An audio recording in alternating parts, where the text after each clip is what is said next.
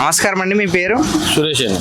సురేష్ గారు, మొన్న మీ ఊర్లో పవన్ కళ్యాణ్ గారి జనసేన పార్టీ 12వ ఆవిర్భావ సభ అయితే జరిగింది కదా, మీకు ఎలా అనిపించింది? చాలా సక్సెస్ అయిందండి. చాలా బాగా జరిగింది. అంత జనం అలా వెయిట్ చేయడం చాలా గొప్పదనం. పవన్ కళ్యాణ్ గారు ఉన్న అభిమానంతో అందరూ కూడా అలా సాయంకాలం దాకా కూడా ఎండలో కూడా అలా ఉంటున్నారు. పవన్ కళ్యాణ్ గారి స్పీచ్ ఎలా అనిపించింది మీకు? పవన్ కళ్యాణ్ గారి గురించి చెప్పక్కర్లేదండి. పవన్ కళ్యాణ్ గారి స్పీచ్ అనేది పవన్ కళ్యాణ్ చూడడానికి వస్తారు అందరూ. అది అంటే ఆయన మాట్లాడిన స్పీచ్ వల్ల అందరికి గూస్ బంప్స్ అయితే వచ్చాయి.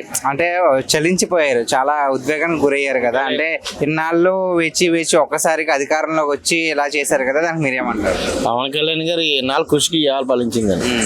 అదే పవన్ కళ్యాణ్ గారి గురించి చెప్పక్కర్లేదు ప్రత్యేకంగానే. ఆయన ఫ్యాన్స్ అంతా ఇంకా రాష్ట్రం అంతా, ఈ రాష్ట్రంగా తెలంగాణ నుంచి కూడా వచ్చారు. ఇంకొక విషయం ఏంటంటే, వచ్చిన ప్రతి ఒక్కరికి కూడా మజ్జిగ, పుచ్చకాయలు, అలాగే భోజనాలు పంపిణీ చేశారు కదా, దానికి మీరు ఏమంటారు? సూపర్ గా చేశారండి. పుచ్చకాయ ఎంత మంది కలితే అంత మందిని కోసి పెడుతుంటే అలా పట్టుకెళ్ళి తినడం చాలా బాగా ఏర్పాట్లు చేశారు. మజ్జిగ, పుచ్చకాయలు, భోజనాలు ఏర్పాట్లు అయితే మాత్రం జనసేన చాలా బాగా చేశారండి. సో అధికారంలోకి వచ్చాక పాలన ఎలా అనిపిస్తుంది మీకు? మరి అత్యంత మెజారిటీ ఇచ్చి గెలిపించుకున్నారు కదా మీ ఊరు, మీకు ఎలా అనిపించింది పాలన? పాలన అంటే బాగానే ఉందండి. జగన్ గారి మీద పాలన అయితే బాగానే ఉన్నది. ప్రస్తుతానికి ఇంకా టైం అవ్వాలి కదా నాలుకనే. ఇప్పుడే కదా ఎక్కారు, ఇంకా టైం అవ్వాలి కదా. ప్రస్తుతానికి బాగున్నాయి, రోడ్లు అన్నీ బాగున్నాయి, ఎక్కడికి అన్నీ బాగున్నాయి. ఏమైనా సమస్యలు ఉన్నాయండి ఊర్లో? ఏమన్నా ఏవి లేవండి. పవన్ కళ్యాణ్ గారు తీరుస్తారు. ఏమున్నాయి, మెయిన్ రోడ్లు, డ్రైనేజీలు ఎన్ని చూసుకుంటున్నారు.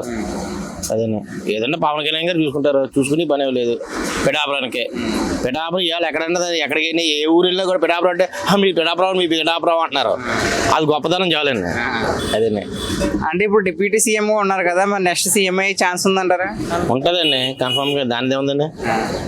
సీఎం అయిందా డిప్యూటీ సీఎం ఎవరని అవుతారు కదా. ఇప్పుడు 21 సీట్లు వచ్చే ఇండియాలో ఎవరికి కూడా 21కి రాలేదు. అదే థ్యాంక్స్ అండి. ఓకే.